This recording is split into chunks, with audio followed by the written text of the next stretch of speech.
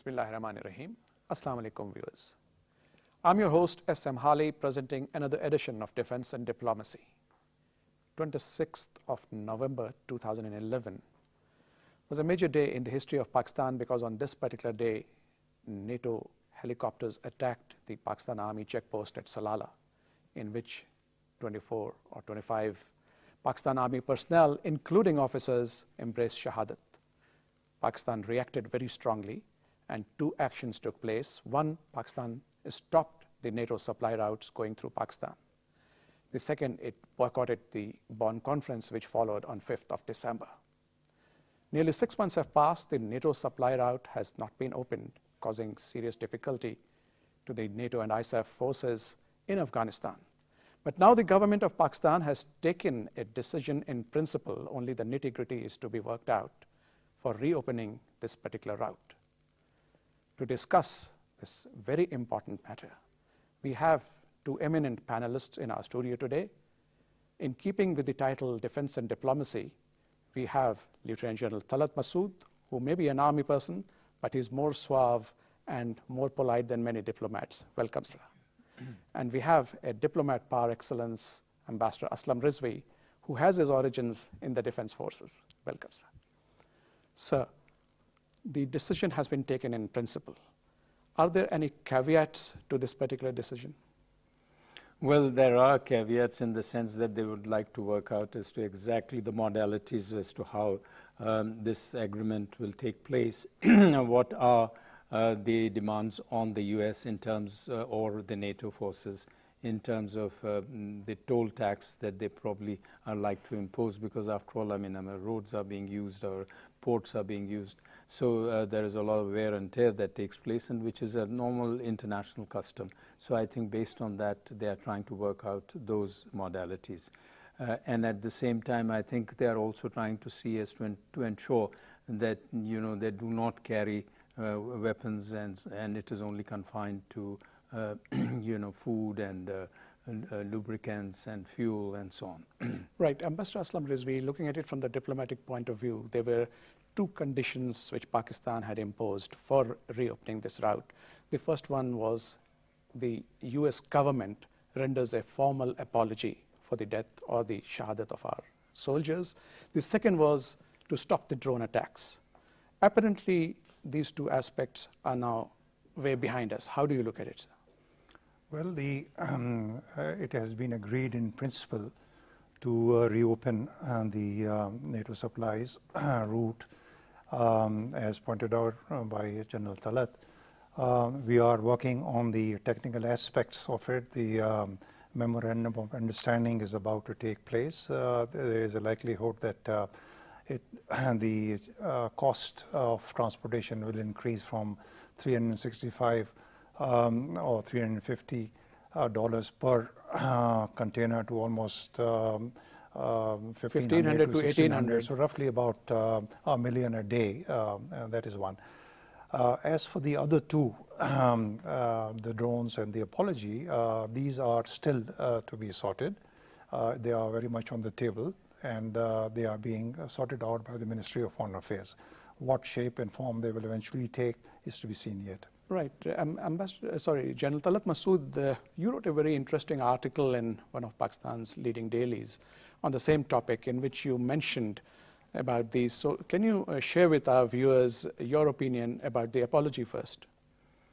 Well, I think we have to understand that at one time the Americans were somewhat willing to apologize, but this was quite a few months back, and Pakistan probably thought it would be more appropriate if they did that after the recommendations of the parliament. But as you know, in America, if you do not take the opportunity, you always miss it. And this is exactly what happened, because today America is in a different political cycle. The presidential elections are getting closer, and it would be very difficult for President Obama, or for that matter for the administration, to extend an apology at this time, because the Republicans then will use it and say that a superpower is so weak and it continues to apologize. So I think... but I believe, sir, as a face-saving gesture, the Pentagon is willing to render an apology at the military level. Well, it's quite possible. That's why they're trying to work out so that, you know, there is some sort of a midway. They can work out something. And as far as the other aspect is concerned, that is the drones. I think we have to understand that that is the centerpiece of their counter-terrorism policy. And till such time that we have, you know, unfortunately the sanctuaries because of Afghanistan's present conflict in the tribal area and the border being so porous as it is, it becomes very difficult to stop these drones, although we would have very much liked, because after all it does violate our sovereignty all the time, and it's also a source of political embarrassment and diplomatic embarrassment for Pakistan, being an ally of the US. But I think we also have to see that we must exercise and establish our writ in the tribal belt. Right, but as far as the drone attacks are concerned, so there is now considerable difference of opinion even in the US. Bill Quigley, in his article the day before in the US media, writes, in fact, he cites 5 reasons why these drone attacks are illegal. And the first one he cites are, of course, that since 1976, the US government had stopped the CIA from targeting heads of states or carrying out political killings. If you recall, at that time, there was a plan to take out Fidel Castro, Patrice Lumumba, and a few other characters. So, and so on. How do you look at it, sir? The opinion contrary to the drone attacks in the US? Well, may I just add to what was said regarding the apology? The important thing, of course, here is that something happened in Salalah, and it is important to see now how we can ensure that such incident do not reoccur, and that's what they're working on right now at the moment. And an apology was, a regret was forthcoming then, and perhaps now an apology will also be coming in some form or the other. Now, as far as the drones are concerned, although there have been also statements coming from the United States to say that it is justified, legally it is permissible, but it is clearly a violation of United Nations International Charter for the use of it. Now, we must also mention the fact that because of our extreme that we had in Pakistan, where we had not only allowed the drones to operate from here, we also had provided facilities, base in Pakistan, which has now been closed. So we have to look at the drones on 2 aspects of it: the legality of it, on one hand; on the second hand, the effectiveness of it against the militants that are operating from here.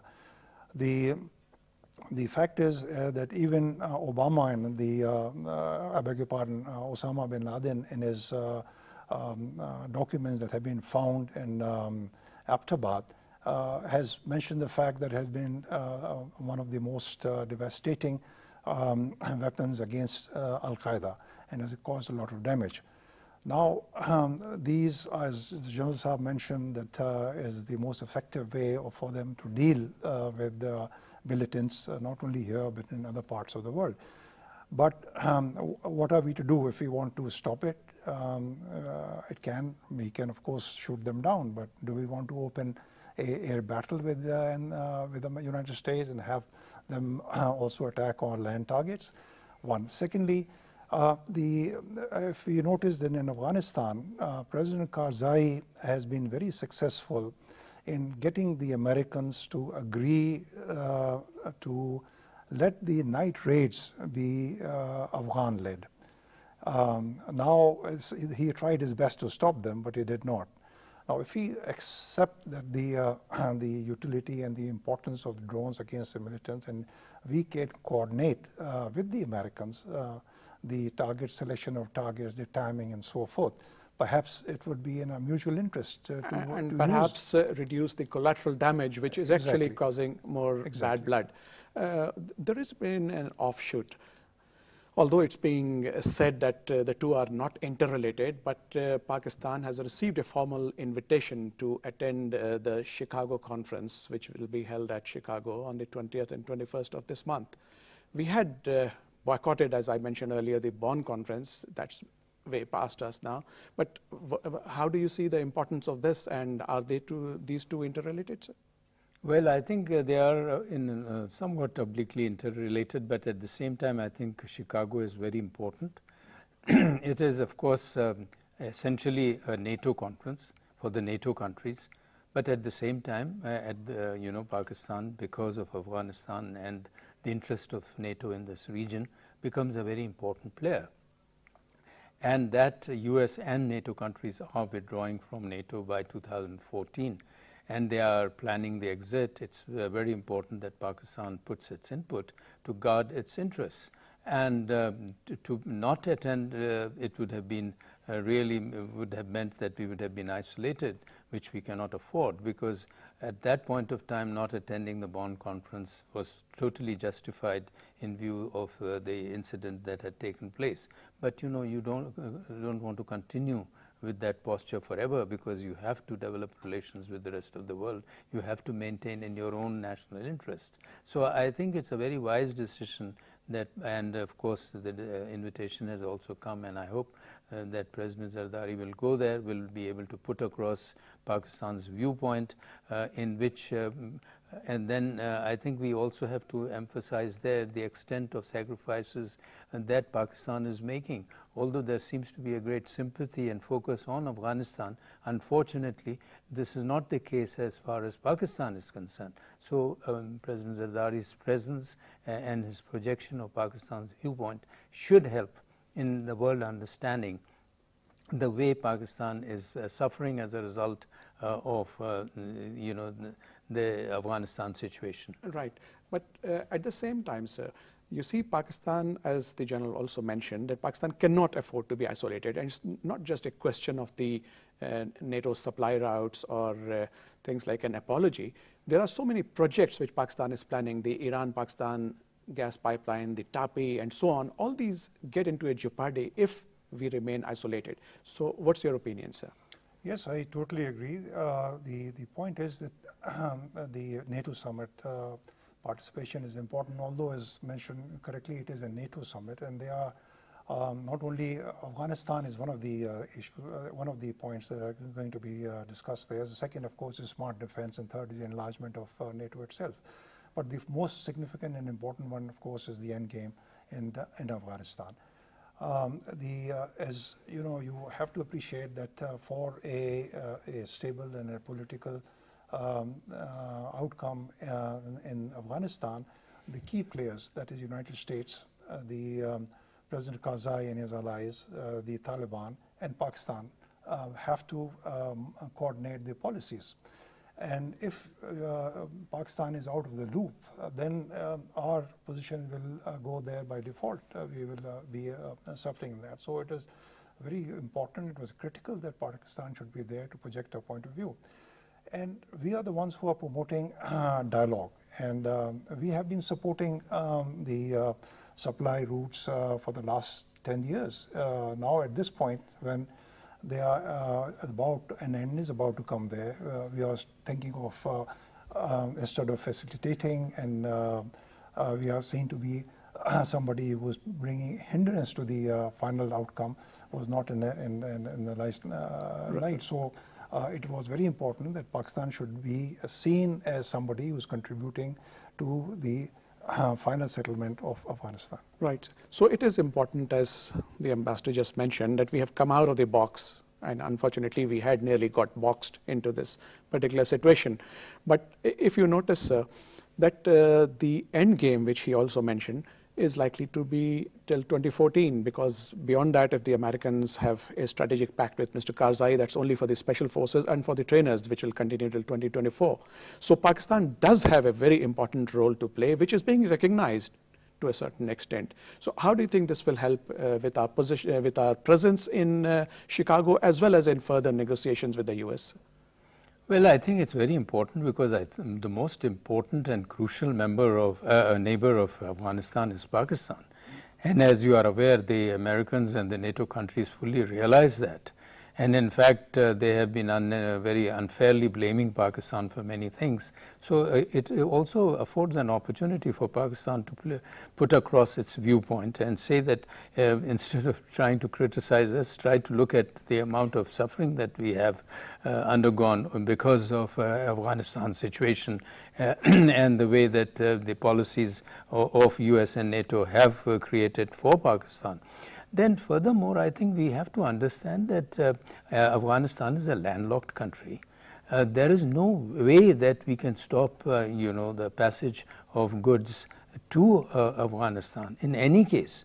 So that would be a defiance of international law, actually. So we must also look at the problem from this aspect, that we being that country which has a port and gives access to Afghanistan, cannot deny it that access. It's right. So that is also one of the points which sometimes people overlook.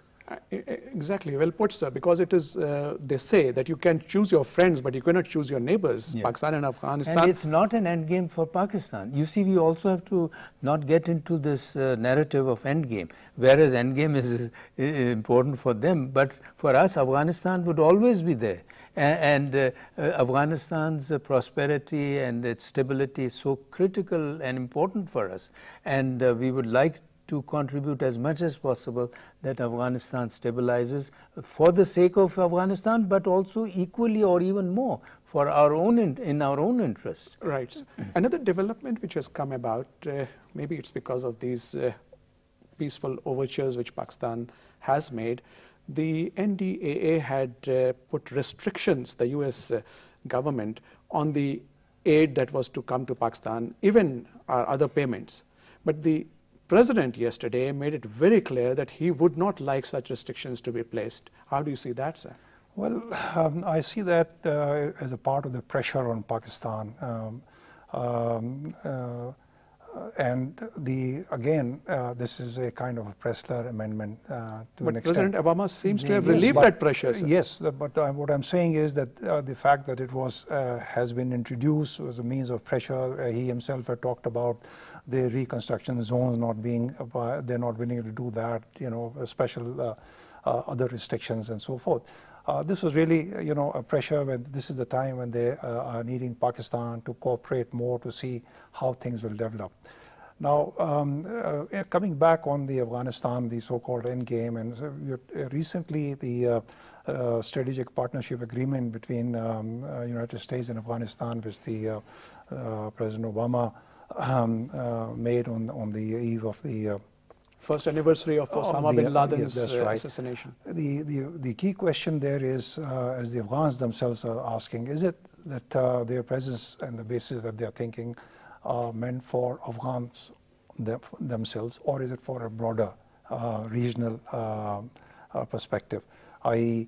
using it as a launch pad against Iran, or perhaps China. Even you have these outfits in Pakistan. So General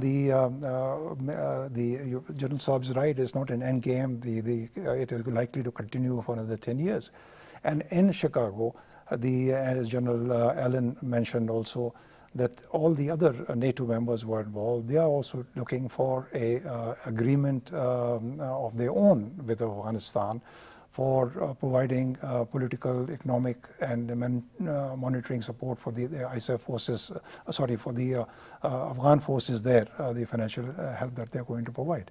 So it is good that the President Obama has, and the White House has, set this aside, improving the climate, and it is very important that as we are getting closer and closer toward their withdrawal, as you see that France is agreeing to withdraw earlier, so is Australia, and so forth. In fact, if you recall, sir, Francois Hollande, the new president, this was one of his slogans in the election campaign, that he is going to immediately withdraw the French troops over there, which something NATO will probably try and convince him not to do that in a hurry. Quite right. And also even Cameroon is talking about reducing the forces. Australia is also trying to pull out. And Panetta himself talking about, leaving there before 2013, towards the end. So all these the factors are there, bring in to focus the critical importance of having a political dialogue to be able to see how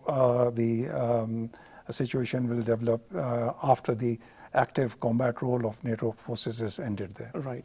General Talat Masood, you've also served as the Secretary of Defense Production, and you have a very keen sense of logistics. Coming back to the topic of the NATO supply routes, the alternate route which was being used, the northern route so-called, is 6,000 miles long, while the route from Pakistan is just 500 miles. And there is an allegation that Pakistan is haggling over the rates. You even mentioned some of the rates. But the fact is that this is going to be costing only a fraction of what they spend over there. That's very true. I mean, and they are fully aware of that.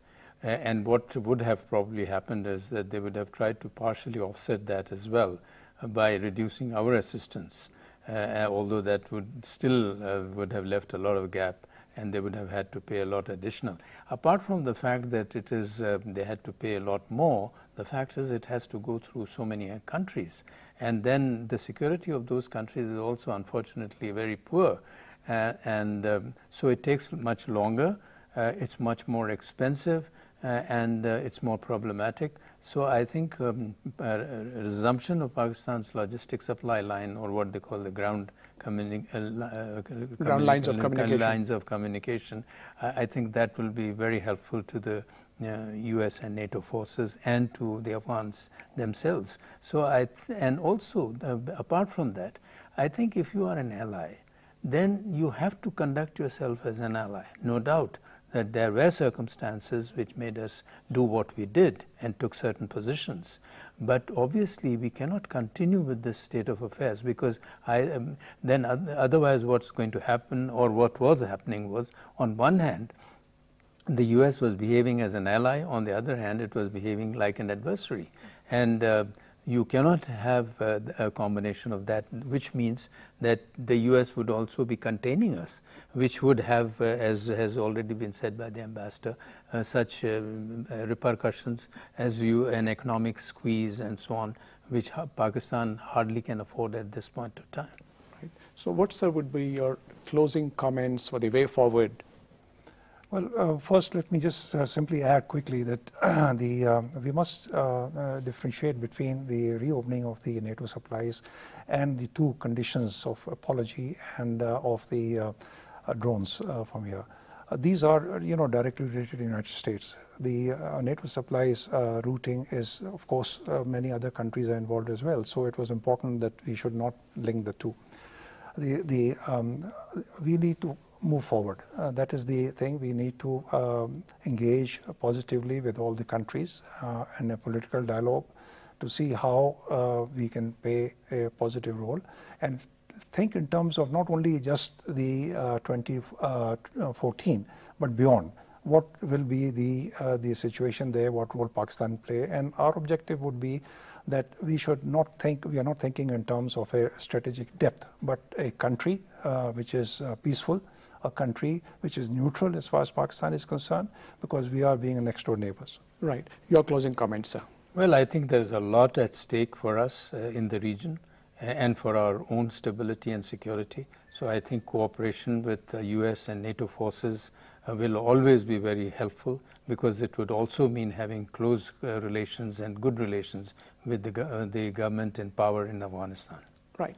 So viewers, with that we come to the end of this discussion, and we find that both our eminent panelists are of the opinion that it may be the end game in Afghanistan for United States, its allies, ISAF and NATO. But for Pakistan, it's going to be a fresh beginning, because as I mentioned earlier, you can choose your friends, but not your neighbors. Afghanistan is not only our neighbor, a very important neighbor, and Pakistan is a stakeholder in peace and prosperity over there. So Pakistan has not only to devise such policies which make sure that Pakistan has a say in the matters, but that Pakistan's own security, Pakistan's own strategic situation is improved by the actions taken in Afghanistan. I would like to thank you, Lieutenant General Talat Masood and Ambassador Aslam Rizvi, for your very kind comments. Viewers, keep sending us your comments, and hope to see you next week, inshallah. Allah Hafiz.